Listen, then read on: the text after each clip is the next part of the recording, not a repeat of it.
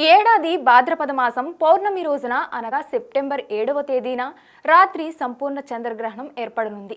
ఈ చంద్రగ్రహణం భారతదేశంతో పాటు ఆసియా, ఆస్ట్రేలియా, అమెరికా, న్యూజిలాండ్ వంటి దేశాల్లో కూడా చూడవచ్చు. ఈ చంద్రగ్రహణం రాత్రి 9:58 ప్రారంభమవుతుంది. దీనిని గ్రహణం పట్టుకాలం అంటారు. సెప్టెంబర్ 8వ తేదీ తెల్లవారుజామున 1:26 ముగుస్తుంది. దీనిని విడుపు కాలంగా చెబుతున్నారు పండితులు. ఈ చంద్రగ్రహణం రోజు చంద్రుడు ఎరుపు రంగులో ఉంటాడు. దీనిని శాస్త్రవేత్తలు బ్లడ్ మూన్ అని చెబుతున్నారు. ఈ బ్లడ్ మూన్ 10 ఏళ్లకు ఒకసారి వస్తుందని చెబుతున్నారు పరిశోధకులు. చంద్రగ్రహణం ఏర్పడడానికి 9 గంటల ముందు సూతక కాలం మొదలవుతుంది. అంటే సెప్టెంబర్ 7వ తేదీ మధ్యాహ్నం 12:57 నుంచి సూతక కాలం ప్రారంభమవుతుంది. ఈ సూతక కాలంలో ఆలయ తలుపులు మూసివేస్తారు. దేవునికి ఎలాంటి పూజలు చేయరు. గ్రహణం ముగిసిన తర్వాత ఆలయాలను తిరిగి తెరిచి సుగంధ ద్రవ్యాలతో కూడిన నీటితో సంప్రోక్షణం చేస్తారు. ఇంట్లో కూడా పసుపు నీళ్లతో సంప్రోక్షణ చేసుకుంటారు.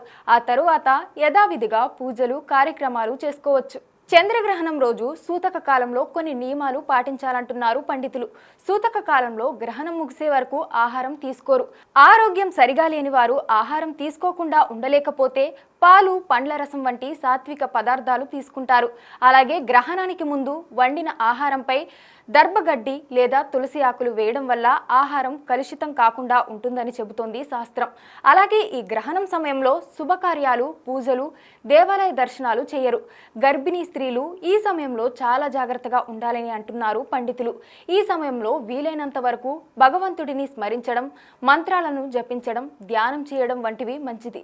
గర్భిణులు ముఖ్యంగా గ్రహణం వెలుగు శరీరంపై పడకుండా ఉండడం ఉత్తమం. అంటే ఆరు బయట ఈ గ్రహణం సమయంలో నిద్రించకపోవడం శ్రేయస్కరం. గ్రహణం ముగిసిన తర్వాత ఉదయాన్నే తలస్నానం చేసి శుభ్రమైన బట్టలు ధరించాలి. ముందు రోజు వేసుకున్నటువంటి వాటిని తడిపేయాలి. వాటిని అలాగే ధరించకూడదు.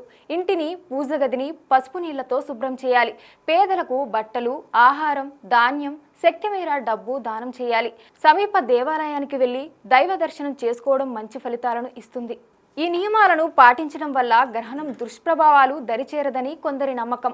అలాగే పితృపక్షం ప్రారంభం అవుతున్న కారణంగా గ్రహణం రోజు దానం చేయడం వల్ల అనేక రెట్లు శుభ ఫలితాలు కలుగుతాయంటున్నారు పండితులు.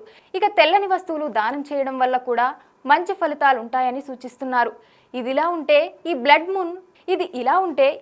మూన్ ఎందుకు ఏర్పడుతుందన్న దానిపై శాస్త్రవేత్తలు స్పష్టత ఇస్తున్నారు.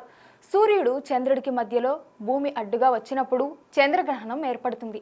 ఈ చంద్రగ్రహణం సమయంలో సూర్యుడి కాంతి చంద్రుడికి చేరదు. చంద్రుడు స్వయం ప్రకాశకుడు కాదు. కావున కాంతిని ప్రకాశింపజేసే శక్తిని కోల్పోతాడు.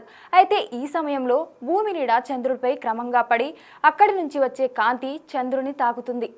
ఇలా భూమి నుంచి ప్రసరించిన కిరణాలు చంద్రుడిపై క్రమంగా పడడం వల్ల ఎరుపు, నారింజ, బంగారు వర్ణాలతో కూడిన కాంతి మనకు కనిపిస్తుంది. ఆ సమయంలో చంద్రుడు ఎరుపు రంగులో కనిపిస్తాడు. దీనినే బ్లడ్ మూన్ అంటారు. ఈ ఖగోళ చర్య జరిగే క్రమంలో చంద్రుడు భూమికి కొంచెం దగ్గరగా వస్తాడు. అందుకే సాధారణంగా కనిపించే పౌర్ణమి చంద్రుడి కంటే బ్లడ్ మూన్ కొంచెం పెద్దగా కనిపిస్తుంది. నాసా తెలిపిన వివరాల ప్రకారం ఈ బ్లడ్ మూన్ భారతదేశంతో పాటు ఆసియా, చైనా, పశ్చిమ ఆస్ట్రేలియా, తూర్పు ఆఫ్రికా, రష్యా, యూరప్, అరబ్ దేశాల్లో క్లియర్గా చూడవచ్చు. అయితే అలస్కా, పశ్చిమ ఐరోపా, యూకేలోని పశ్చిమ ప్రాంతాల్లో పాక్షిక చంద్రగ్రహణం కనిపిస్తుంది. కావున బ్లడ్ మూన్ స్పష్టంగా కనిపించకపోవచ్చని అంటున్నారు శాస్త్రవేత్తలు.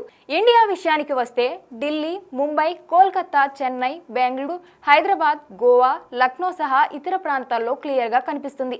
అయితే ఈ బ్లడ్ మూన్ వాతావరణ పరిస్థితులపై ఆధారపడి కనిపిస్తుందని చెబుతున్నారు నిపుణులు. వర్షాభావ పరిస్థితులు, మేఘాలు కమ్ముకుంటే బ్లడ్ మూన్ను చూసేందుకు అవకాశం ఉండదని తెలుస్తోంది.